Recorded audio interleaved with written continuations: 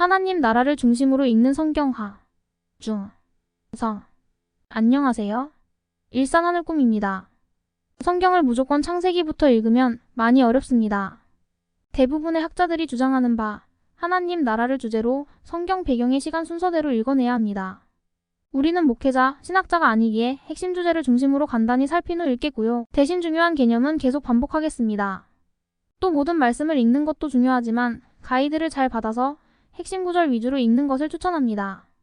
함께하는 분들의 샬롬을 기원합니다. 요한일서 5장 1절 말씀, 요한복음과 같은 맥락의 말씀이죠. 읽겠습니다. 예수께서 그리스도이심을 믿는 자마다 하나님께로부터 난 자니 또한 낳으신 이를 사랑하는 자마다 그에게서 난 자를 사랑하느니라. 5장 11절, 하나님이 우리에게 영생을 주신 것과 이 생명이 그의 아들 안에 있는 그것이니라. 아들이 있는 자에게는 생명이 있고 하나님의 아들이 없는 자에게는 생명이 없느니라. 생명과 성령을 다르게 교차해서 넣으셔도 이 문맥이 잘 통할 것입니다. 요한복음은 성령님에 대해서 많이 말하시죠. 요한복음 와서 다시 3장 5절, 예수께서 대답하시되 진실로 진실로 네게 이르노니 사람이 물과 성령으로 나지 아니하면 하나님의 나라에 들어갈 수 없느니라. 육으로 난 것은 육이요 영으로 난 것은 영이니 내가 너에게 거듭나야 하겠다 하는 말을 놀랍게 여기지 말라. 하나님은 영이시니 말씀하시죠. 하늘 아버지, 영이신 하늘 아버지로부터 위로부터 태어나는 것이 중생이라고 하는 것입니다. 그래서 성령님이 우리 안에 오셔야 거듭난 사람입니다. 요한복음 1장 11절, 자기 땅에 오매 자기 백성이 영접하지 아니하였으나 영접하는 자 곧 그 이름을 믿는 자들에게는 하나님의 자녀가 되는 권세를 주셨다. 예. 히브리서 2장 11절, 거룩하게 하시는 이와 거룩하게 함을 입은 자들이 다 한 근원에서 난지라. 히브리서 12장 9절에서 모든 영의 아버지께 더욱 복종하며 살려 하지 않겠느냐. 그러므로 형제라 부르시기를 부끄러워하지 아니하시고. 네, 우리가 영으로 거듭나면 지어진 것을 넘어서 하늘로부터 나아진 자가 되는 것이죠. 히브리서 11장 16절, 그들이 이제는 더 나은 본향을 사모하니 곧 하늘에 있는 것이라. 그렇기 때문에 하늘 아버지가 계신 하늘이 본향이 되는 것입니다. 고향. 요한복음 3장 15절, 이는 그를 믿는 자마다 영생, 영원한 생명을 얻게 하려 하심이라. 영생이라는 것은 예수님 같은 삶, 신적인 모습, 존재 양식, 단지 엿가락처럼 길게 늘어뜨린 것이 아니죠. 목숨과 생명은 다르죠. 목숨은 겉사람, 생명은 속사람. 요한복음 3장 11절 31절, 위로부터 오시는 이는 만물 위에 계시고 땅에서 난 이는 땅에 속하여 땅에 속한 것을 말하느니라. 하늘로부터 오시는 이는 만물 위에 계시나니 하나님이 보내신 이는 하나님의 말씀을 하나니 이는 하나님의 성령을 한량없이 주심이라. 아버지께서 아들을 사랑하사 만물을 다 그의 손에 주셨다. 어디에 나오죠? 고린도전서 15장 24절, 그 후에는 마지막에는 그가 모든 통치와 모든 권세와 능력을 멸하시고 나라를 아버지 하나님께 바칠 때라. 즉 이제 조금 있으면 올 천년왕국 때 만물이 다 예수님 손에 주어지고 그 후에 천년왕국이 끝나면 아들 하나님은 아버지께 드린다, 이렇게 말하면 되겠죠. 아들을 믿는 자에게는 영생이 있고 아들을 순종하지 아니하는 자는 영생을 보지 못하고 도리어 하나님의 진노가 그 위에 머물러 있느니라. 요한복음 8장 23절, 예수께서 이르시되 너희는 아래에서 났고 나는 위에서 났으며 너희는 이 세상에 속하였고 나는 이 세상에 속하지 아니하였느니라. 요한복음 8장 21절, 다시 이르시되 내가 가리니 너희가 나를 찾다가 너희 죄 가운데서 다시 이르시되 내가 가리니 너희는 나를 찾다가 너희 죄 가운데서 죽겠고 내가 가는 곳에 너희는 오지 못한다. 로마서 9장 5절, 육신으로 하면 그리스도가 그들에게서 나셨으니 그는 만물 위에 계셔서 세세 찬양을 받으실 하나님이시니라. 아멘. 고린도전서 8장 6절에서도 그러나 우리에게는 한 하나님 곧 아버지가 계시니 만물이 그에게서 났고 우리도 그를 위하여 있고 또 한 주 예수 그리스도 계시니 만물이 그로 말미암고 우리도 그로 말미암아 있느니라. 아멘. 성부 하나님은 아무도 본 적이 없다. 봤다고 하면 그 성자 하나님이겠죠? 구약이나 신약에서. 요한복음 6장 45절에 선지자의 글에 그들이 다 하나님의 가르침을 받으리라 기록되었은즉 하나님께 듣고 배운 사람마다 내게로 오느니라. 이는 아버지를 본 자가 있다는 것이 아니니라. 오직 하나님에게서 온 자만 아버지를 보았느니라. 예수님이 말씀하셨죠. 디모데전서 6장에서도 기약이 이르면 하나님이 그의 나타나심을 보이시리니 하나님은 복되시고 유일한 주권자시며 만왕의 왕이시며 만주의 주시요 오직 그에게만 죽지 아니함이 있고 가까이 가지 못할 빛에 거하시고 어떤 사람도 보지 못하였고 또 볼 수 없는 이시니 그에게 존귀와 영원한 권능을 돌릴지어다. 바울도 말합니다.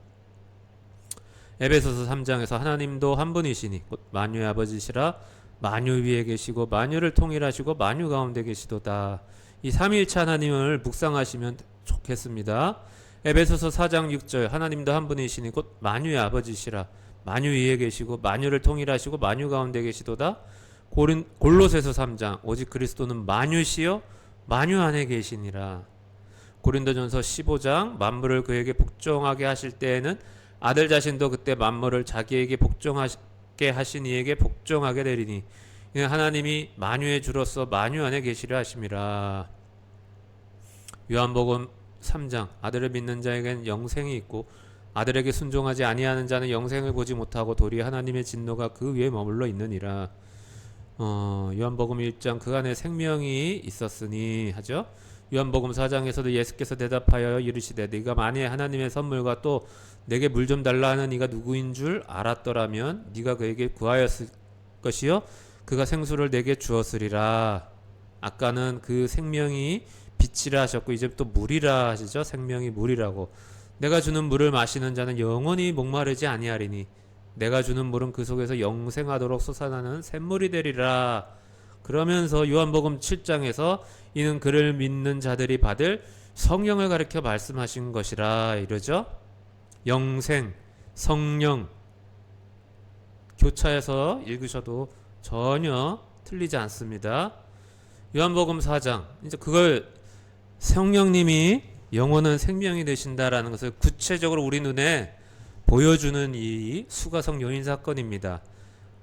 폴 워셔의 글에 나오죠. 새로운 피조물은 오직 하나님으로만 만족된다. 남편, 사역, 직장으로 만족된다면 누군가 그분은 아직 새로운 피조물이 아닙니다. 요한복음 4장 24절 하나님은 영이시니 예배하는 자가 영과 진리로 예배할지니라. 요한복음 4장 유대인들이 이로 말미암아 더욱 예수를 죽이고자 하니 이는 안식일을 범할 뿐만 아니라 하나님을 자기의 친아버지라 하여 자기를 하나님과 동등으로 삼으심이로라. 데살로니가전서 2장 형제들아 너희가 그리스도 예수 안에서 유대에 있는 하나님의 교회들을 본받는 자 되었으니 그들이 유대인에게 고난을 받은 것 같이 너희도 너희 동족에게서 동일한 고난을 받았느니라. 유대인은 주 예수와 선지자들을 죽이고 우리를 쫓아내고 하나님을 기쁘시게 하지 아니하고 모든 사람에게 대적이 되어 우리가 이방인에게 말하여 구원받게 함을 그들이 금하여 자기 죄를 항상 체험해 노하심이 끝까지 그들에게 임하였느니라. 이 말씀 이유를 아시겠죠? 왜 예수를 죽이고자 했느냐? 하나님을 아버지라 말하면서 하나님과 동등이라고 말하니까 죽이려고 했다는 것이죠. 여기서 유대교와 기독교의 차이가 극명하게 나눠지는 것이죠. 요한복음 5장 38년 된 베데스다 병자를 고치시는 내용입니다. 너희가 성경에서 영생을 얻는 줄 생각하고 성경을 연구하거니와 이 성경이 곧 내게 대하여 증언하는 것이라. 당연히 구약을 가리키겠죠. 여기서는 너희를 고발하는 이가 있으니 곧 너희가 바라는 자 모세니라. 모세를 믿었더라면 또 나를 믿었으리니 이는 그가 내게 대하여 기록하였음이라. 구약은 예수님에 대해서 기록한 책입니다.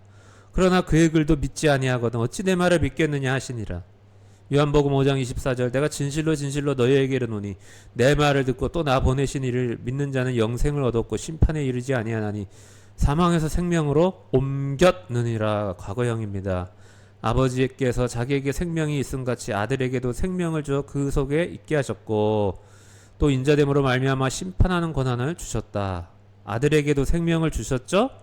자, 요한일서 5장 하나님이 우리에게 영생을 주신 것과 이 생명이 그의 아들 안에 있는 것이다. 아들이 있는 자에게는 생명이 있고 아들이 없는 자에게는 생명이 없다. 그 아들은 우리 가운데 성령으로 거하시죠. 지금 하나님 보좌 우편에 앉으셔서 요한일서 1장 태초부터 있는 생명의 말씀에 관하여는 우리가 들은 바요 눈으로 본 바요 자세히 보고 우리의 손으로 만진 바라. 이 생명이 나타나신 바 된지라.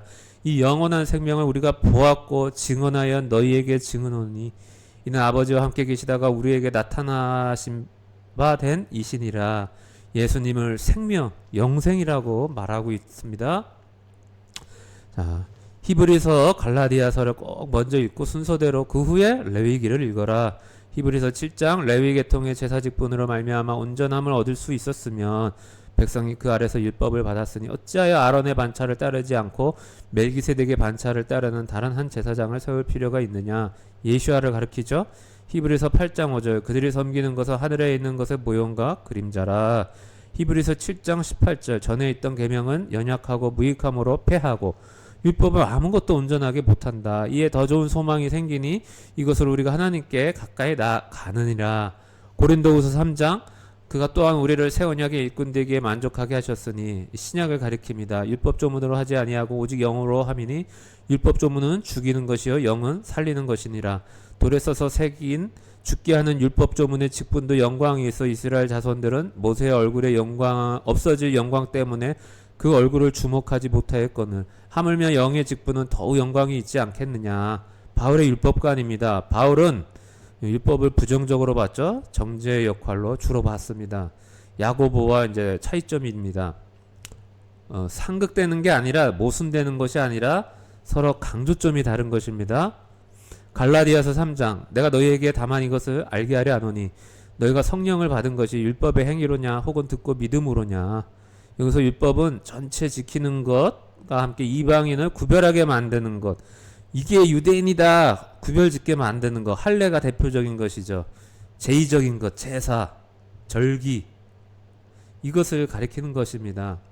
율법의 행위가 정말 중요했다면 왜 유대인은 율법의 근국 예수님을 못 알아봤을까? 유대인 중에 유대인 바울도 예수님을 못 알아봤죠? 예.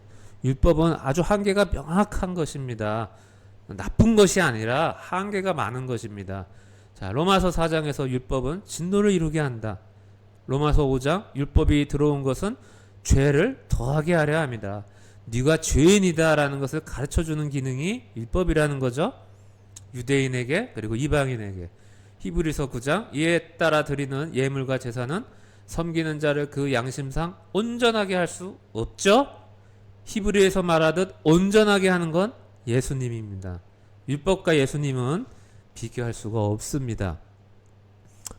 시편 105편 그의 백성이 즐겁게 나오게 하시며 그의 택한 자는 노래하며 나오게 하시고 여러 나라의 땅을 그들에게 주시며 민족들이 수고한 것을 소유로 가지게 하셨으니 이는 그들이 그의 율례를 지키고 그의 율법을 따르게 하려 하심이로다. 할렐루야.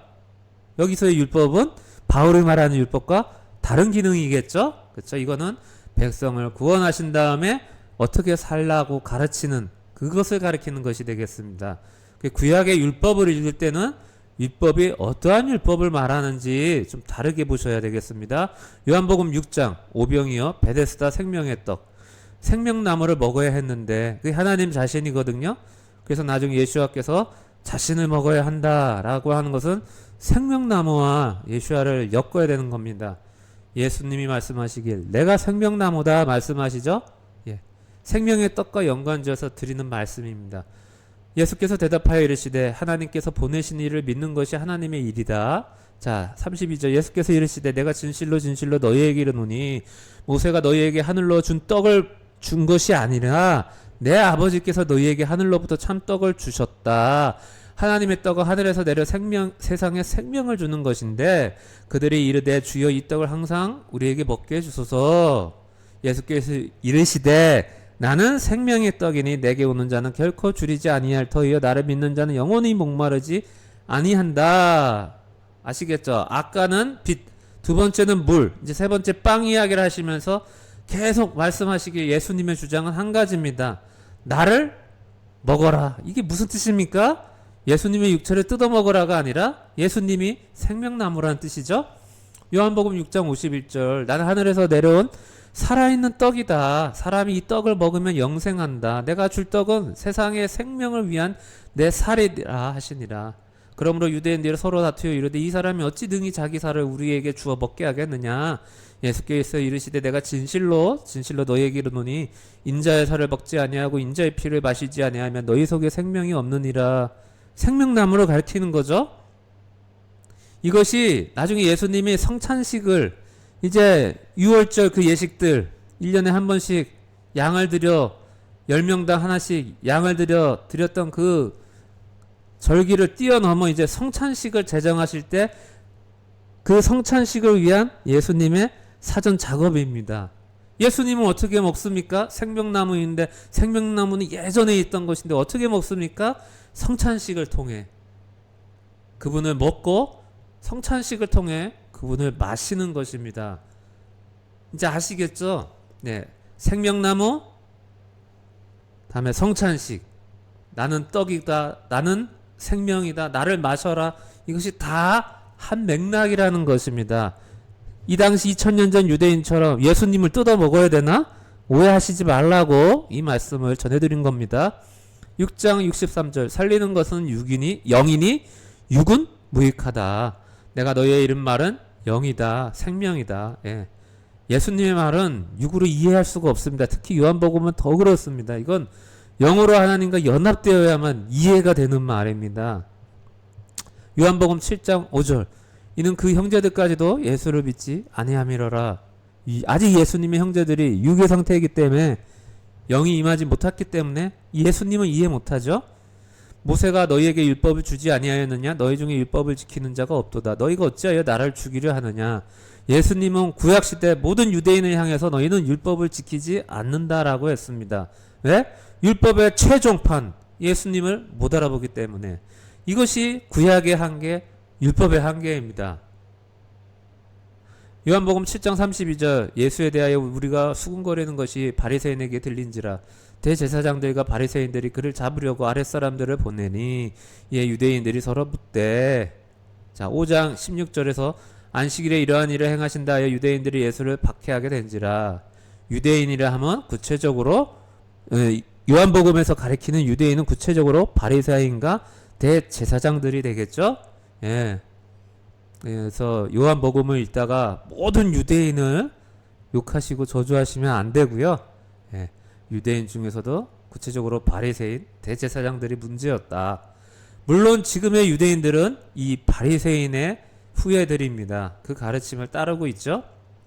요한복음 7장 29절 나는 아노니 이는 내가 그에게서 났고 그가 나를 보내셨음이라. 요한복음 7장 37절 명절 끝날 곧 큰 날에 예수께서 서서 외쳐 이르시되 누구든지 목마르거든 내게로 와서 마시라. 나를 믿는 자는 성경의 이름과 같이 그 배에서 생수의 강이 흘러나오리라 하시니 이는 그를 믿는 자들이 받을 성령을 가르쳐 말씀하신 것이라. 새로운 피조물의 조건은 무엇입니까? 성령님입니다.